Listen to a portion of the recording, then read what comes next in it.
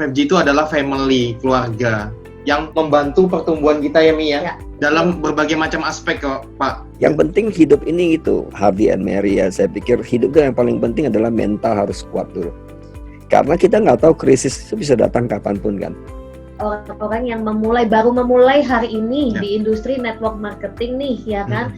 Apakah masih ada satu kesempatan ya kan untuk membangun secara global, dan tips-tipsnya itu seperti apa kalau baru memulai hari ini gitu loh Pak Onggi. Di masa pandemi ini Pak, betul. Ya artinya peluang siapapun ya, benar, siapapun yang dengar ini gitu. Misalnya kalian punya misi mau bangun bisnis di Afrika. Saya bilang Afrika baru mulai. Potensinya masih sangat besar.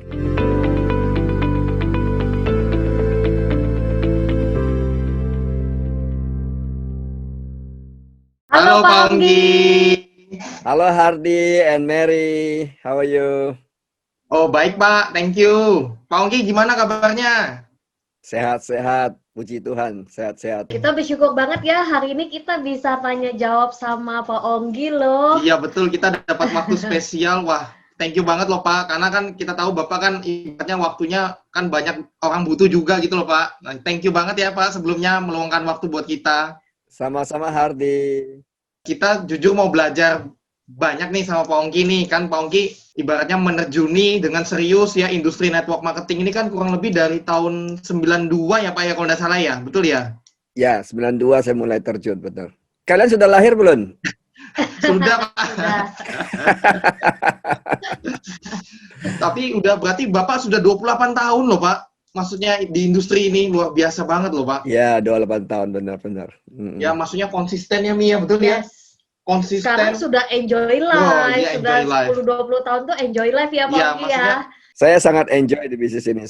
Ya, kelihatan Pak dari semakin wajahnya, auranya ya kan. Semakin awet muda ya kan. Nah, kan kalau Pak Onggi hari ini kita sebenarnya mau banyak belajar dari Pak Onggi ya tentang bagaimana membangun bisnis network ya, industri network marketing ini secara global.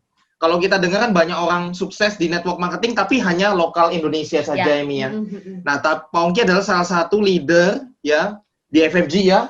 Founder FFG pastinya, dan yang membangun bisnis network marketing ini sampai lebih dari 70 negara Mi. Yes, dan sudah menyebar di 5 benua loh. Ya, betul sekali. Jadi kita itu kan kita anak muda ya Pak ya, kita itu salah satu inspirasi yang paling kita ibaratnya harus di-follow ya. Harus di-follow itu. Karena bisa bangun network global juga itu Pak Onggi. Nah, boleh nggak Pak berbagi tipsnya atau ceritanya gimana sih Pak, sama tipsnya gimana sih bangun global itu Pak? Ya Hardy, saya juga anak muda. Membangun jaringan itu memang banyak seluk-beluknya, banyak seninya. Kalau dibilang saya sekarang ada jaringan ada 70 negara, memang benar sekali, tapi bukan berarti saya terbang ke 70 negara gitu.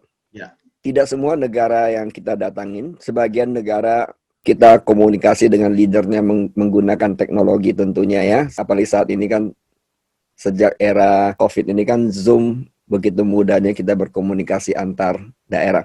Kalau mengenai bagaimana bisa bangun sampai ke dunia internasional, memang basicnya adalah bangun fondasi di lokal dulu.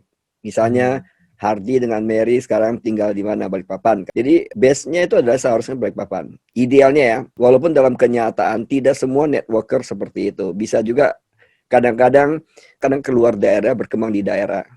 Memang ada gitu, tapi idealnya secara hitungan ekonomis ya, karena untuk pemula ya, saya bilang untuk terbang ke kota lain kan perlu biaya.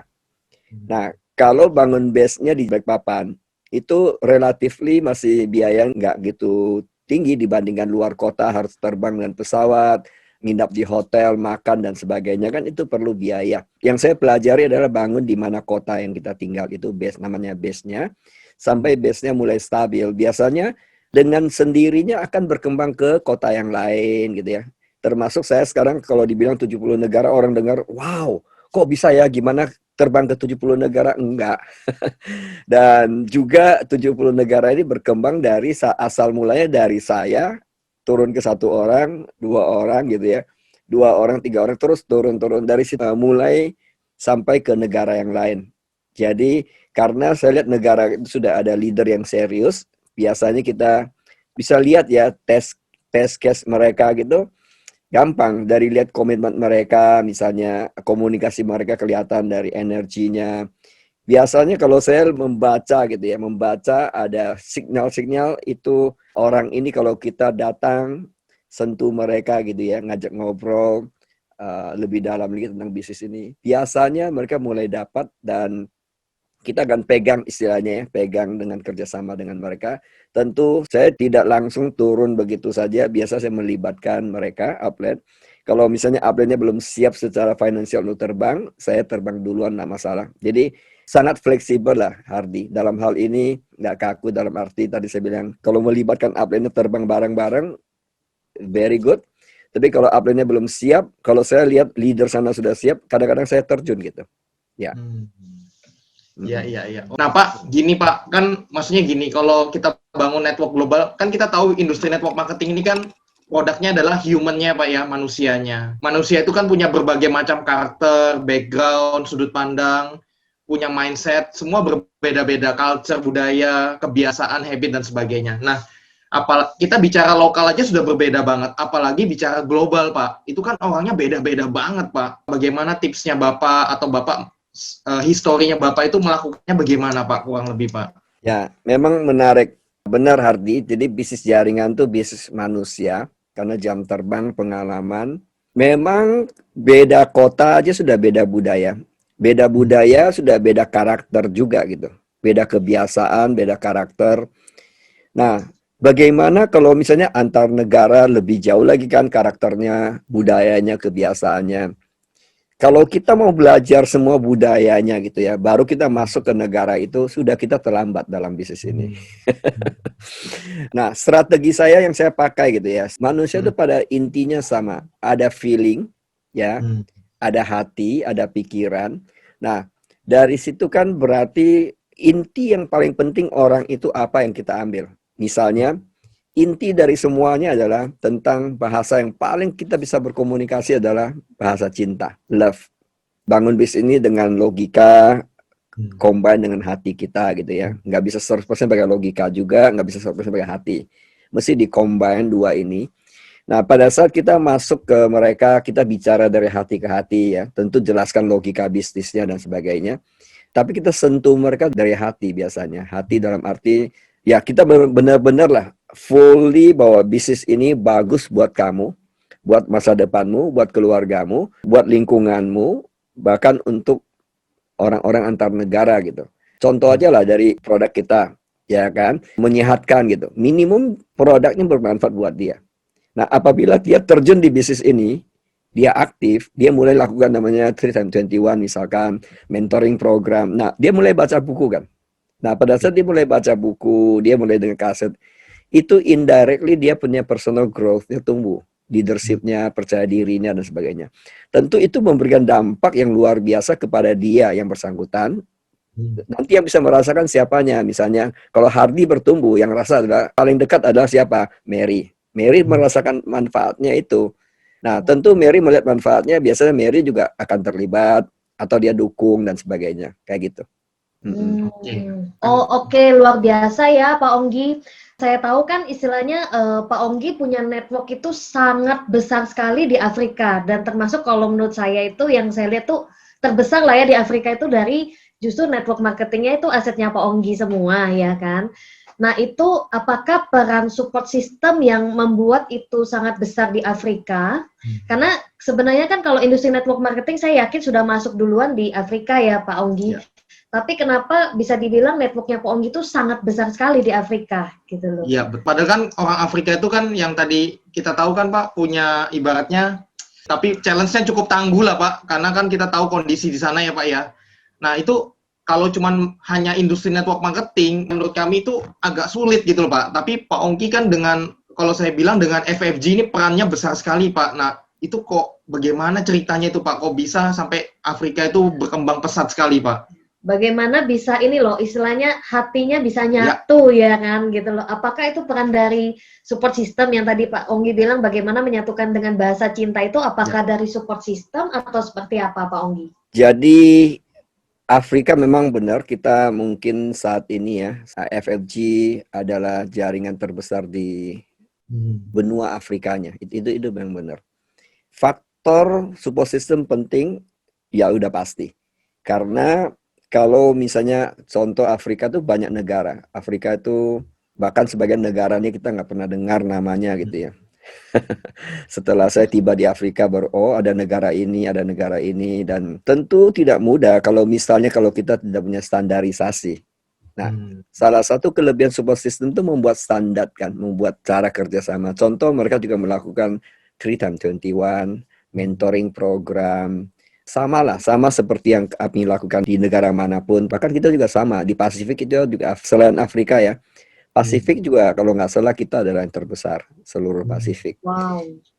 Jadi bisa seperti itu karena support system membuat cara kerjanya standar dan bisa menyatukan hati tadi kan. Kalau kita ada cara kerjanya sama dan yang penting leadernya juga mau terlibat dengan hati yang sama. Kuncinya adalah one current ya. Untuk menyamakan one current itu perlu proses. Tentu tidak langsung gitu Afrika besar, kemudian Pasifik bisa besar hari ini contoh seperti itu. Itu ada prosesnya. Ada yang proses butuh waktu yang agak panjang, tergantung seberapa cepatnya antara up dan down itu link satu hati. Contoh case yang di Afrika itu, pas kita ketemu dengan leader yang benar-benar komitmennya tinggi, seperti Dr. Raul itu kan salah satu leader tertinggi mereka itu, dia bisa link bersama dengan Pak Suji, dengan Ailing, dan saya, yang kita bertiga yang sering lah datang ke negara mereka gitu ya, untuk mulai dari awal tahun 2010. Kita mulainya 2010 itu jangan lihat Raul hari ini gitu ya. Raul dulu juga nggak seperti itu. 2010 kita pertemuan pertama sekitar 15 orang. Meeting pertama itu. Ya, tapi setelah 4 tahun kemudian kita sudah bikin acara yang di stadium yang 10.000 orang waktu itu. Wow. Ya, Dari 15 orang ya Pak Ongki ya. Ya, karena leadernya itu bisa link bersama kami gitu ya. Hanya salah satu rahasianya adalah dia ke bootcamp. Pulang dari bootcamp dia ambil komitmen serius di bisnis ini. Mulai bootcamp itulah baru dia mulai rasakan hatinya kan. Karena ya Hardy sama Mary kan juga bagian dari bootcamp, kru juga tahu bahwa di situ kita bootcamp itu kan banyak melibatkan hati gitu. Di situ dia tersentuh lah, hatinya dia tersentuh. Dia mulai memperhatikan papanya gitu ya, kalau dia dengar cerita. Dia tergali di situ dan kemudian dia mulai semakin dia pulang dia kerjakan, dia semakin jatuh cinta sama FFG. Melihat FFG itu adalah satu keluarga besar, satu harapan besar, menyatukan banyak juga dari berbagai kalangan jadi satu. Jadi mereka pakai baju FFG itu bangga sekali. Jadi kalau Hardy atau Mary gitu ya, percaya atau enggak, kalau kalian tiba di salah satu negara yang FFG-nya besar di situ ya, walaupun kalian nggak kenal siapapun gitu, kalian pakai baju FFG ya, mendarat di airportnya, pasti ada orang FFG datang menyapa dan menanyakan sudah punya tempat tinggal belum, dan sebagainya, sudah ada mobil belum, perlu kita bantu atau enggak gitu. Wow. Ya, mereka nggak peduli kamu dari line manapun. Itu kan terjadi pada Yuliani waktu dia ke Togo. Ya, Yuliani kan waktu dia ke Togo itu dia nggak punya downline di situ kan. Dan dia nggak punya jaringan di Togo. Dia mendarat, dia bijaksana, dia tahu bahwa orang sana kan kena FFG ya. Jadi waktu dia turun dari airport tuh dia langsung ke toilet ganti baju FFG. Benar, dia mulai diganggu orang kan, orang yang agak nakal kan datang untuk mungkin mau duitnya atau mau apa gitu. Ya ada juga gitu. Jadi untung waktu itu ada orang FFG datang, langsung orang itu pergi, jangan ganggu, ini keluarga saya. This is my family, don't touch gitu. Dia pergi, diurusi imigrasinya sampai antar dia ke hotel, sampai dia tiba di hotel dengan aman gitu. Padahal itu nggak disetting sama sekali. Benar, kita nggak setting, itu naturally. Setelah kejadian itu saya kaget, wow. Ya seperti itu ya. Jadi mereka sangat protect FFG juga di sana, protect keluarga FFG. Makanya kita bangga banget ya sebagai FFG juga Pak Ongki ya kan, karena kalau di Afrika aja ngalamin perubahannya luar biasa seperti itu ya. Kami juga banyak dengar ya, apalagi kami yang di Indonesia gitu loh. Kami juga bangga karena ini kan bermulanya dari Indonesia ya kan, dari Kalimantan ya Pak Ongki lagi ya kan. Kalimantan. Ya bangga sekali sih Pak. Jujur, saya suka banget satu ungkapan gini yang Pak Ongki tadi sebut. FFG itu adalah family, keluarga. Thank you banget buat Pak Ongki juga. Kita dapat satu keluarga besar yang sangat positif banget, yang membantu pertumbuhan kita ya Mi ya. Ya. Dalam berbagai macam aspek, dari semua value kehidupan kita banyak dapat banget, dari finansial, dari mindset, dari karakter dan sebagainya. Dan kita betul-betul merasakan Pak, jadi FFG itu satu family yang tidak sempurna, tapi terus bertumbuh memperbaiki dirinya. Itu yang saya suka Pak, dan mau menerima kekurangan kita Pak. Ya, Hardy, apa artinya bertumbuh? Bertumbuh itu adalah justru saya punya kekurangan diisi oleh Hardy sama Mary. Mary dan Hardy punya kekurangan diisi oleh saya. Itu namanya bertumbuh bersama. Kalau nggak begitu ya namanya itu egois, egosentris. Itu kan nggak zaman lah. Zaman kolaborasi kan. Kolaborasi itu bagus. Menurut saya itu kolaborasi itu adalah menutupi kekurangan masing-masing. Oh, Ya. Setuju Setuju Pak. sekali, Pak Kolaborasi saya catat dulu Pak. Dan Bagus sebenarnya memang kami jadi belajar lebih siap ya mentalnya, Ya. karakter itu justru dari FFG ini. Ya itu yang kami bersyukur banget ya kan. Ya, kami juga mau ucapkan terima kasih Pak dari banyak tim kami ya Pak ya, yang mereka mungkin belum bisa sampaikan ke Pak Ongki pribadi ya, tapi mereka tuh sering banget di berbagai event kami Ya. Pak, di berbagai Zoom meeting kami, mereka tuh sharing tuh sampai nangis loh Pak. Maksudnya mereka tuh betul-betul terbantu banget. Mereka tuh baru rasakan tuh manfaatnya itu Justru masa corona ini mereka terbantu finansialnya, betul loh Pak, ini terbantu mentalnya, Ya. terbantu pondasinya, Ya. positifnya, mindsetnya tuh karena sudah dibangun bersama FFG, kita sama Pak Ongki bareng-bareng tuh sudah Ya. 5-10 tahun terakhir ini kan Pak. Ya. Dan mereka tuh betul-betul merasakan loh Pak, termasuk kami pribadi Ya. Pak. Kami sangat berterima kasih dan selalu mendoakan Pak Ongki dan semua FFG. Ya. Betul Pak. Dari semua program FFG itu luar biasa Pak Ongki. Thank you Hardy sama Mary. Saya ikut terharu ya. Sebenarnya saya juga hindari, saya pantau perkembangan teman-teman dari berbagai daerah ya. Walaupun sometimes nggak turun langsung, tapi saya tetap ada pantau. Memang saya lihat tim kalian berkembang juga, excited banget lah. Kalau saya lihat mereka justru di saat-saat ini mereka sangat excited. Itu yang benar-benar sudah teruji lah. Artinya mereka terbukti kan bahwa secara mental mereka nggak kena. Yang penting hidup ini itu. Hardy and Mary ya, saya pikir hidup itu yang paling penting adalah mental harus kuat dulu. Karena kita nggak tahu krisis itu bisa datang kapanpun kan. Ya kan. Nah kalau kita siap secara mental, itu masalah uang itu kan energi. Ya. Kalau kita energinya bagus, kita nggak stres itu ya, kita tenang, kita berpikir tenang. Itu masalah uang hanya masalah kita benahi dalam diri kita, uang datang, dan pada saat uang datang, energi kita bagus, menurut saya itu yang terbaik. Memang ada orang juga dengan tanpa perbaiki energinya, uang bisa datang. Bukan berarti nggak bisa juga, tapi bisa jadi dia nggak tenang gitu. Nah, kalau dia nggak tenang dengan uang yang segudang, buat apa? Ya. Nah, kelebihan FFG di sini, sebenarnya kerjasama dari timnya semua, keluarga besar FFG, saya thank you lah, termasuk Hardy sama Mary, I thank you so much gitu ya. FFG bisa besar bukan peran satu orang kok. Saya nggak yakin peran satu orang, bukan peran satu grup kecil, tapi peran dari semua leader yang mau terlibat, memakai hatinya melayani. Indirectly misalnya Mary sama Hardy gitu ya, melayani downline kalian gitu ya, melayani mereka sampai mereka bertumbuh. Sebenarnya kalian kan juga mewakili FFG. Iya kan, mewakili FFG artinya agent of change dari FFG untuk mereka. Yang mereka lihat juga Hardy, Mary, equal FFG. Apa yang mereka lakukan berikutnya? Kalau itu life mereka dirobahkan gitu ya, life changing, pasti mereka juga akan menteladani tindakan Mary, Hardy punya tindakan diikuti mereka kan. Nah pada saat mereka ikuti tindakan itu sebenarnya itu grow-nya dari situ. Ya. Pak Ongki, boleh nggak, maksudnya gini ya, contoh lah ya, kalau kayak orang-orang yang baru memulai hari ini di industri network marketing nih, ya kan, dan ikut FFG nih, apakah masih ada satu kesempatan ya kan untuk membangun secara global, dan tips-tipsnya itu seperti apa kalau baru memulai hari ini gitu loh Pak Ongki. Di masa pandemi ini Pak, betul. Oke. Kadang-kadang orang umum lah, saya bisa mengerti bahwa kadang-kadang pikir, wah kan FFG sudah besar, kalau saya masuk kan tidak ada kesempatan lagi gitu. Atau contoh lah, Afrika sekarang kan sudah sangat besar, apakah ada peluang saya di Afrika? Kalau kita bilang persentase gitu ya, Afrika tuh jumlah penduduknya itu kalau nggak salah total seluruh Afrika tuh 1 M lebih. Ya. Ya, 1 miliar lebih. Nah, kalau dibilang FLG anggota di sana cuma berapa? Nggak ada 0,000 sekian persen.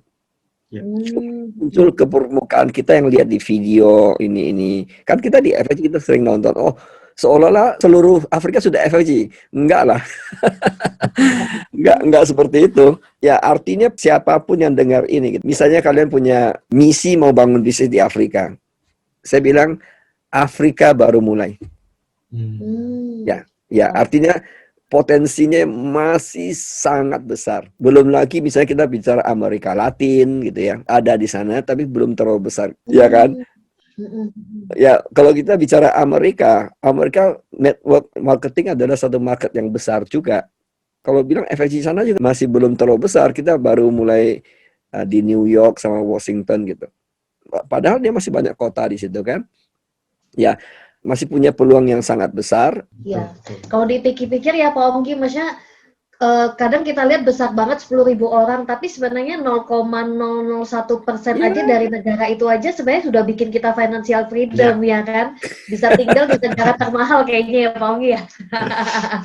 Iya ya benar. Kalau kita bicara secara ilmiah logikanya ya, nggak susah-susah banget lah bisnis ini. Kadang-kadang kita ya, pengalaman kita ditolak orang, bangun jaringan, kadang bangun-bangun mau jadi jatuh lagi. Kadang-kadang membuat trauma.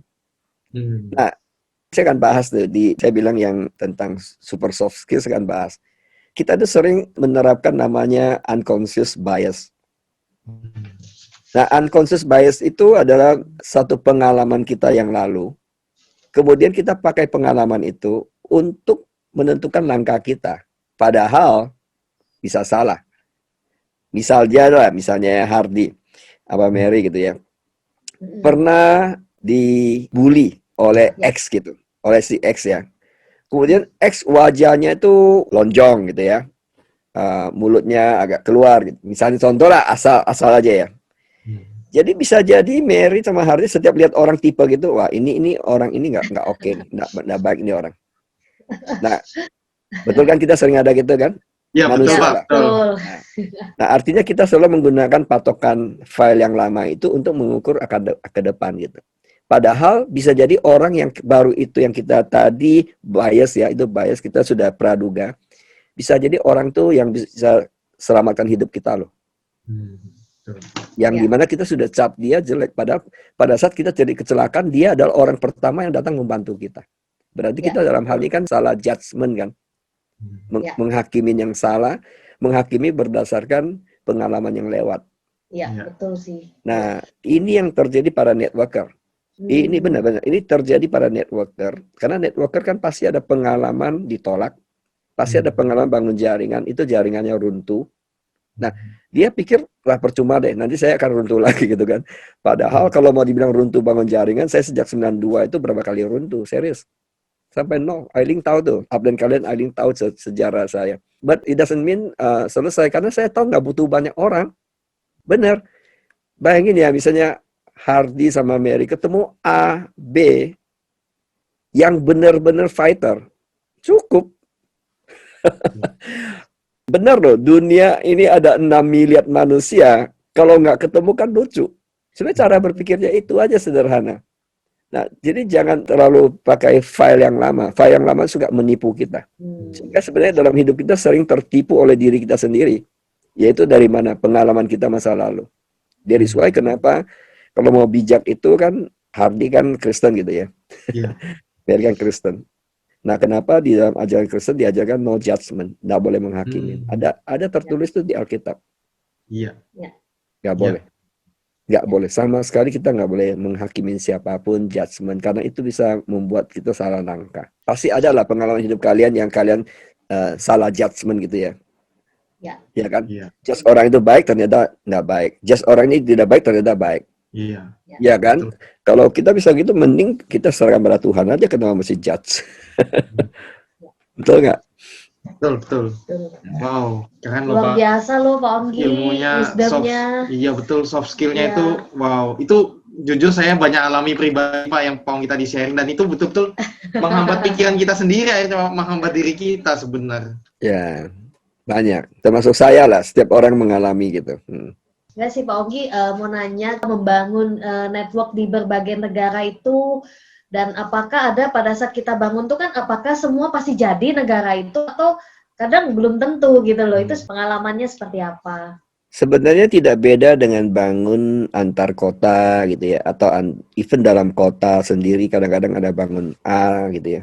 A kita sudah dampingin, mentoring dia gitu ya. Awal-awalnya kelihatan dia sudah semangat, sudah mulai bertumbuh. Dalam perjalanan bisnis jaringan kan butuh waktu ya, membangun fondasi itu butuh waktu. Untuk mengerti jaringannya butuh waktu, serius. Jadi memang butuh satu kesabarannya, karena menurut saya bangun jaringan itu membangun satu aset yang abadi. Misalkan aja lah, Hardy, Mary gitu ya, link nama upline-upline-mu ya di atas gitu, bersatu sampai ke saya gitu, kita link jadi satu. Kita satu hati gitu. Saya mau tanya, itu aset itu, termasuk kamu ke bawah ya, termasuk kamu ke bawah, itu kan aset itu, kita link bersama-sama. Mungkin nggak kita bisa miskin? Nggak bisa. Nggak bisa. Benar. Karena kenapa? Logikanya sederhana aja. Karena kita bersama-sama ini punya akal. Kan Tuhan menciptakan kita, kelebihannya adalah manusia itu cepat adaptasi gitu. Misalnya kalau kita ada ketemu satu bisnis buntu gitu ya. Masa kita bersama-sama link bersama satu hati, kita nggak duduk bersama untuk jalan keluar? Iya. Nggak mungkin itu. Iya kan? Iya. Betul nggak? Justru setelah FFG kan saya mulai mengerti namanya karakter saya, karakter istri saya, karakter suami saya. Ya saya mulai percaya diri. Nah itu adalah modal kita membangun aset sebenarnya, Hardy. Iya. Karena aset kita itu bukan gedung ya. Misalnya kalau kita seorang insinyur bangun gedung gitu. Asetnya kan gedung gitu. Kita mesti tetap harus, walaupun kita bangun gedung pun kita harus belajar jadi insinyur pun 5 tahun kan kalau nggak salah sekitar. Ya kan, seluk-beluk masih mengerti. Setelah itu harus turun ke lapangan, harus ngerti besi ini apa sih, ini besi ini apa, ini semen apa. Itu mesti campuran semennya, itu mesti ada pengalaman di lapangan juga. Nah, apa beda di sini? Anggap aja gitu, anggap walaupun tidak menghasilkan uang gitu ya. Misalnya contoh lah, worst come to the worst, belum menghasilkan uang. Saya mau tanya, pada saat kamu sekolah sampai kamu jadi S1 dapat uang nggak? Enggak. Tadi insinyur, contoh insinyur tadi, insinyur berapa tahun sih? Insinyur 4 tahun kuliah. 4 tahun. Pertanyaan saya, selama 4 tahun dia menghasilkan uang nggak? Enggak. Enggak. Keluar uang, Pak. Keluar uang dulu. Itu. Tapi kenapa nggak bilang di situ, gara-gara saya mau sekolah insinyur sih nggak dapat uang, blablabla. Kenapa nggak ngomong gitu? Ayo. Betul. Ya kan? So nggak fair gitu, nggak fair. Oke. Kalau belum menghasilkan uang, bisa jadi kita belum belajarnya belum oke. Contoh saya lah, saya 7 tahun itu jatuh bangun. Buat saya itu adalah sekolah gitu. Benar. Nah, tapi sekolah ini membuat saya punya kemampuan membangun secara global nantinya. Justru pada saat kalau kita menghasilkan uang jatuh, bangun jaringan jatuh, ambil itu sebagai terima kasih dari Tuhan. Thanks God. Benar loh, saya katakan ini setulus-tulus dari hati saya. Benar. Saya katakan ini bukan untuk memotivasi orang, untuk yang jaringannya lagi up down. Enggak, sama sekali enggak. Saya bilang saya thanks God. Tuhan kasih saya kesempatan 3 kali saya jatuh dari nol. Dari ribuan orang loh. Bukan 10 orang atau 200 orang, 300 orang. Saya sempat malah ada sampai puluhan ribu. Ailing tahu itu. Itu salah satu perusahaan di Amerika. Puluhan ribu. Tapi kan mulai bangun lagi. Dari nol. Bisa nggak? Bisa, karena kenapa? Know-how, knowledge-nya sudah di sini kan? Ya. Betul nggak? Ya, betul. Seorang insinyur kalau bisa bangun satu rumah, pasti dia bisa bangun rumah kedua, rumah ketiga. Kalau dia hanya bisa bangun rumah pertama, nggak bisa bangun rumah kedua, kita mempertanyakan insinyurnya. Ya, betul. Betul nggak? Iya, betul, Pak. Berarti kamu bangun rumah itu kebetulannya. Ada penampakan yang muncul bangun rumah kamu. Nggak mungkin kan? Kamu kan bangun itu berdasarkan skill kamu, gitu. Pengalaman kamu, sekolah yang kamu dapatkan di sekolah, kamu aplikasikan kan? Dengan pengalaman di lapangan. Nah, sama halnya, jadi bangun jaringan itu adalah bangun aset. Nah, bangun aset itu manusia loh. Sekarang gitu ya, sederhananya gitu, Hardy sama Mary. Karena kita bukan bangun gedung, bahan utamanya bukan besi, bukan semen gitu ya. Kalau misalnya, saya nggak tahu lah, bangunan tuh bahan utamanya apa, katakanlah besi dan semen lah, beton gitu ya untuk fondasi. Kita punya bahan utama apa? Ya, bangunnya manusia itu Pak, pakai super soft skill itu ya. Nah, manusia yang paling utama itu apa? Hati. Iya. Karakter. Ya. Karakter. Dua ini kan? Ya. There is why sekolah ini. Karena kita bangun tuh manusia loh. Manusia bisa berpikir, bisa suka sama kita, bisa nggak suka sama kita, bisa kita buat baik apapun, orang bilang kita nggak baik, ya kan? Dan itu kita harus menerima kenyataan itu. Dan itu ujiannya macam-macam. Konflik sana, konflik sini, konflik upland, konflik downland. Itu cara menyelesaikannya gimana? Yang terbaik adalah kembali ke hati gitu. Kembali ke hati. Apapun misalnya Hardy sama Mary sama anakmu. Kamu semarah-marah apapun sama anakmu, kamu pasti mencintai dia. Iya, betul Pak. Kenapa? Betul. Karena hati. Karena love. Love itu akan bangun jembatan kembali gitu. Nah, anakmu walaupun kamu sudah mukul dia gitu, tapi dia nggak dendam sama mama apa seharusnya. Kalau marahnya nggak dengan emosi ya. Iya. Tetap anak itu sayang lagi, besok dia akan peluk mama lagi. Thank you mami, thank you papi. Gitu lagi, walaupun kita pukul dia kemarin gitu kan. Karena dia tahu bahwa kita mukul dia untuk kasih sayang, untuk dia kebaikan dia. Nah, sama halnya dalam bisnis jaringan, kalau kita dapat tegur dari upline gitu, anggap aja kita lagi nakal dipukuli oleh papa mama gitu kan. Saya sih, jangan pikir saya nggak digituin oleh upline saya dulu. Saya keras loh dibimbing.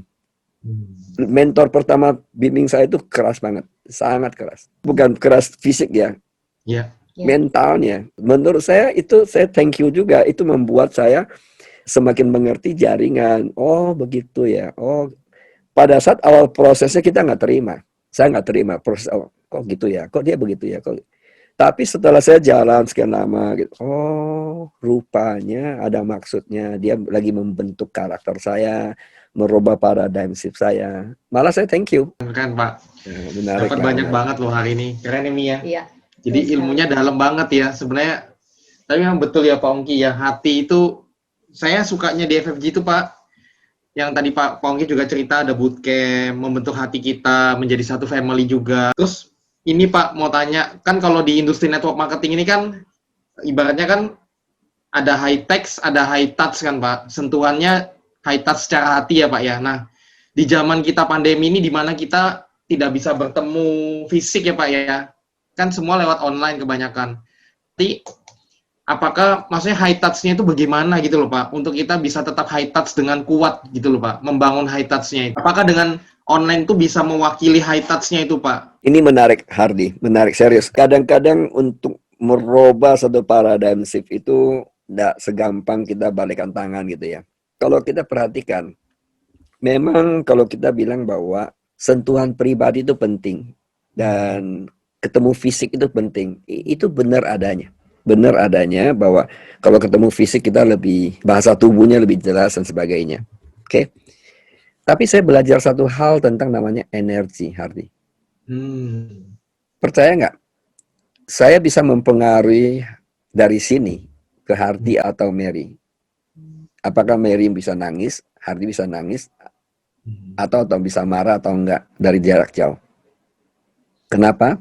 Karena itu energi. Nah, tadi saya bilang kan, makanya kita mesti banyak mengerti tentang namanya super soft skill tadi. Bahwa kita mesti ngerti belajar tentang manusia gitu ya. Saya sampai hari terus belajar manusia itu apa sih, siapa itu sih manusia itu gitu kan. Menarik, ternyata yang kita khawatirkan dengan adanya pandemik ini misalnya, berarti teori ketemu fisik itu kan kita sudah nggak ada dong. Berarti network marketing bisa terganggu dong. Akan personal touch-nya nggak ada dong. Enggak.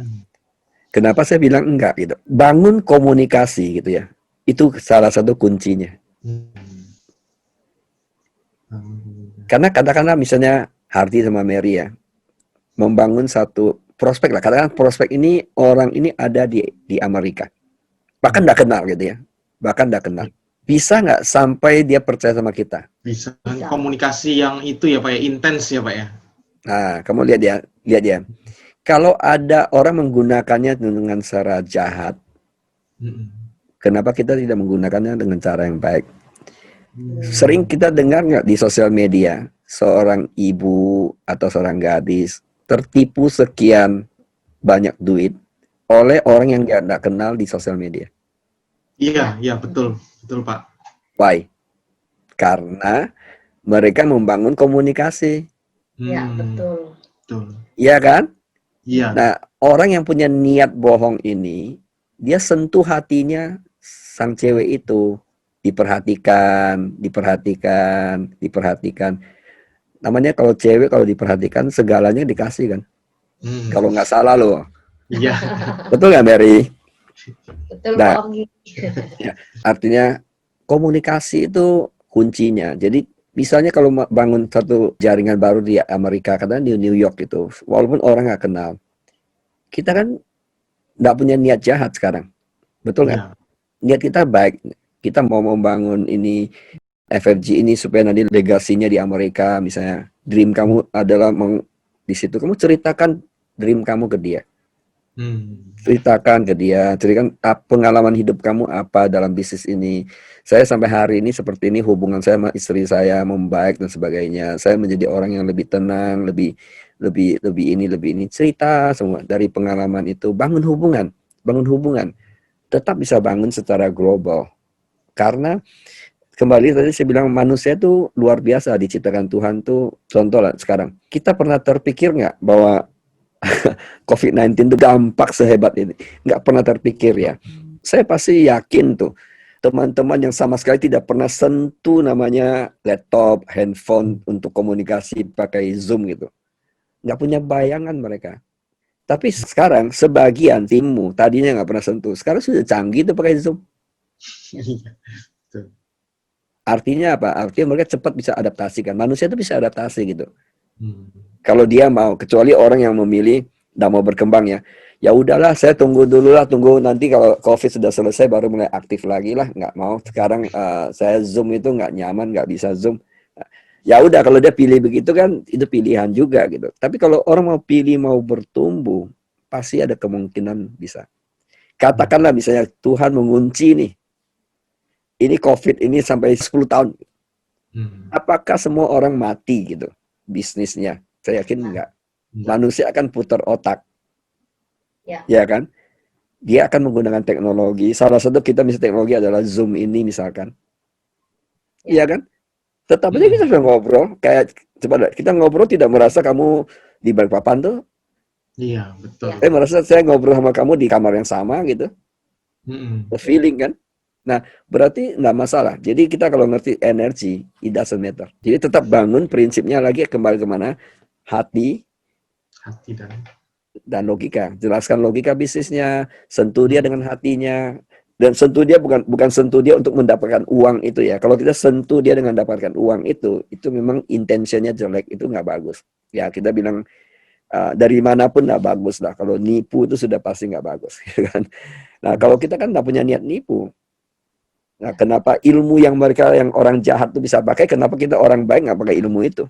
Iya, betul Pak. Betul. Ya kan? Wow. Berarti kuncinya komunikasi, ya. Komunikasi membuat yang jauh jadi dekat ya Pak Ongki. Terus. Karena energinya pasti dengan komunikasi energinya tetap akan tersalurkan ya, energi positif. Itu yang saya yakin. Saya percaya itu. Apa yang konsisten? Perubahan itu konsisten. Jadi kita nggak boleh bilang, oh ini harus ketemu fisik. Nggak juga lah. Bahwa kalau tidak memungkinkan ya kita putar otak lah, ya kan? Kayak gitulah. Saya pikir memang harus ya. Konsisten itu adalah perubahan. Betul. Nah, mungkin ini pertanyaan terakhir kayaknya ya, karena ini ya. Jadi gini Pak, bagaimana sudut pandang Bapak, Pak Ongki melihat potensi future dari industri network marketing ya di zaman digital ini, di era pandemi ini Pak? Future-nya menurut Bapak bagaimana ini sudut pandangnya supaya kita kan dapat insight kan, wah gitu Pak. Saya sangat percaya bahwa konsep network marketing itu sampai kapanpun tidak akan mati. Konsepnya ya, maksudnya konsepnya ya, karena konsepnya adalah networking kan. Konsep dasar adalah networking, menghubungkan manusia dengan satu dengan lain. Masalah marketing plan-nya beda-beda marketing plan itu hanya bunga-bunganya saja sebenarnya. Pada dasarnya kan semua sekarang network marketing. Kalau sekarang Hardy sama Mary masuk ke dunia online gitu, afiliasi itu apa? Network marketing. Network marketing. Iya. Iya kan? Cuma mereka tidak menamakan perusahaan mereka network marketing, MLM company. Padahal itu kan network marketing. Iya, betul. Iya kan? Iya. Mungkin secara pendaftaran perusahaannya dia tidak di bawah bendera perusahaan MLM. Multi level kan banyak level-levelnya. Mungkin dia hanya level tertentu gitu. Tapi intinya kan network marketing. Nah, saya pernah bahas itu sebelum kalian masuk ke FFG ya. Itu zamannya Ailing waktu mulai. Tahun itu saya pernah bahas. Bahkan saya kasih contoh waktu itu pendiri Amazon.com. Penggabungan antara network marketing dengan internet gitu ya. Iya. Itu adalah kekuatan yang luar biasa. Waktu itu saya istilahkan dengan namanya e-networking. Iya. Ya. Pernah saya bahas itu. Itu kalau nggak salah lebih dari 15 tahun yang lalu saya bahas itu. Ternyata sekarang terjadi kesempatannya datang gitu ya, bahwa karena kalau dikawinkan yang network marketing konvensional, kita bilang konvensional ya tidak menggunakan teknologi ya. Zaman dulu kan kita home meeting, one on one, wealthy show yang fisik lah. Jarang kita menggunakan teknologi waktu itu. Ya, saya katakan itu agak sedikit konvensional. Dengan sekarang adanya perkembangan zaman online gitu, justru saya bilang dikawinkan dua ini akan menjadi satu kekuatan yang luar biasa. Karena kenapa? Karena misalnya contoh gitu ya, contoh dulu kalau konvensional ya kamu misalnya presentasi home meeting ya orang sekitar itu kan, tetanggamu, orang di kotamu itu gitu. Nah, tapi sekarang kita bisa home meeting, itu yang hadir tuh bisa orang Amerika, orang Kanada, orang Meksiko. Ya, betul. Ya, betul, Pak. Lihat nggak? Ini ada satu kemajuan yang luar biasa. Nah, apabila kita bisa mengawinkan dua kelebihan ini, luar biasa. Memang kita sekarang lagi adaptasi. Saya yakin lah, kita pasti ketemu polanya. Iya. Karena buat kita sekarang masih baru. Kita istilahnya masih lagi bingung di istilahnya mendadak kambing hutan gitu ya masuk ke kota gitu. Cemplung gitu. Dia bingung gitu. Nah, sama seperti kita sekarang juga bingung gitu. Tengah-tengah harus dari offline, harus survive di online. Justru bingung tuh belajar. Iya. Ya. Kembali lagi, dunia bisa berubah. Ya. Perkembangan zaman terus berjalan. Tapi kembali lagi bahwa hati kita tetap bersatu. Iya. Kan Jack Ma bilang gitu. Kalau nggak salah ya kurang lebih lah. Garis besar dia bilang gitu. Banyak orang kan takut dengan kemajuan teknologi, dengan artificial intelligence. Artificial intelligence kan menggantikan manusia kan. Iya, betul. Ya kan. Tapi Jack Ma kurang lebih bilang gitu. Saya nggak takut itu, dia bilang. Karena kenapa? Kembali lagi bahwa dia tidak bisa menggantikan hati manusia. Dia tidak bisa menggantikan feeling manusia gitu. Iya, betul. Nangkap ya? Iya. Sebenarnya prinsip yang sama. Kita di bisnis ini gitu ya, di bisnis jaringan. Mau teknologi canggih apapun, tetap kita pakai hati manusia yang untuk melingkannya. Iya, betul. Kalau tanpa itu, percaya dengan saya, Hardy dan Mary. Tanpa itu, orang akan berlomba-lomba masuk ke situ. Misalnya ada satu konsep network marketing dengan online gitu lah ya, tanpa pakai hati ya. Hanya yang diagungan uangnya aja. Memang orang kan lomba-lomba masuk ke situ. Nanti kita mungkin tercengang-cengang. Wow, penghasilan 1 bulan 1 miliar, 2 miliar, 3 miliar, 1 juta dan sebagainya gitu. Wow, banyak ya. Tapi kalau itu fondasinya itu dia tidak ada, ambruk itu. Iya. Kami sudah lihat banyak. Saya melihat banyak lah. Sepanjang, kamu kan bilang saya selama 28 tahun di bisnis. Saya lihat banyak. Sehingga kan kadang-kadang kita terjebak gitu loh. Oh, gila, itu network marketing MLM canggih loh. Canggih banget. Konsepnya luar biasa, babababa. Tapi setelah kita masih bersama jalan di MLM, lama-lama kenapa dia hilang gitu? Banyak gitu ya. Jadi bukan kecanggihan teknologi, bukan kecanggihan marketing plan, bukan kecanggihan produk menurut saya. Iya. Justru kecanggihan hubungan interaktif antar manusianya yang pakai hati, yang dimau kita satu bendera FFG itu. Sebenarnya kalau semua leader besar kita bisa cara berpikir seperti ini, unshakable. Misalnya Hardy sama Mary bisa menduplikasikan pemahaman ini ke domainmu. Wow, kemakmuran yang tak henti-hentinya gitu, datang ke, bahkan bisa diturunkan ke, wariskan ke anak-anak kita. Dan tinggal kita menduplikasikan konsep dan ajaran ke anak kita. Worth it nggak kalau bangun jaringan, walaupun tadi saya bilang saya sendiri 7 tahun untuk mengerti, worth it, karena lebih eternal gitu hasilnya. Hasilnya itu benar-benar untuk long term punya. Jadi sekarang bisa nggak kalau kita bilang bahwa MLM kita di bawah naungan FFG tidak kena krisis? Bisa Pak, sangat bisa. Sangat Iya. sudah membuktikan sebenarnya Pak. Coba, sorry ya, bukan membanding-bandingkan. Coba lihat temanmu misalnya yang buka restoran sekarang di mall atau buka toko di mall, ya kan? Iya. Dan sebagainya. Pusing nggak? Pusing sekali Pak. Pusing 7 Banyak yang keliling. sepi. Pusing 7 keliling. Justru kita kalau lebih siap di kondisi apapun, itu yang mahal. Kalau di kondisi baik-baik aja, semua orang nikmati hidup, nikmati ini wajar aja. Tapi kalau justru dalam keadaan krisis, kita masih tetap nikmati hidup. Kita masih bersyukur gitu ya. Coba lihat senyumnya Mary kan manis banget gitu. Karena serius, karena kita bersyukur. Itu mahalnya tak terhingga. You mau gantikan dengan berapa miliar, berapa juta US dollar, nggak bisa tergantikan. Iya, betul.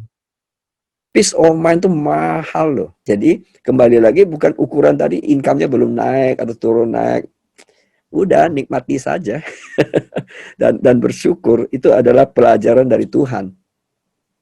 Dan kita nggak tahu rencana Tuhan apa kan. Kenapa bikin jaringan saya naik turun lagi. Kalau saya mau komplain ya dulu saya komplain. Tapi sekarang saya bilang saya thanks God. Oh Tuhan kasih saya pelajaran ini. Ajarkan saya lebih rendah hati, lebih bisa menerima kenyataan, lebih bisa ya grow lah, artinya membuat saya grow. Saya ngomong ini benar-benar apa adanya. Percaya nggak sekarang income saya tambah naik? Iya, percaya Pak. Di tengah-tengah, benar loh. Bahkan kalau dibilang saya nggak keluar rumah, ya kan, nggak traveling, ya kan, nggak ketemu orang secara fisik dan sebagainya. Nah itu makanya kita juga mesti belajar, Hardy sama Mary, belajar terapkan personal finance management, itu penting banget juga.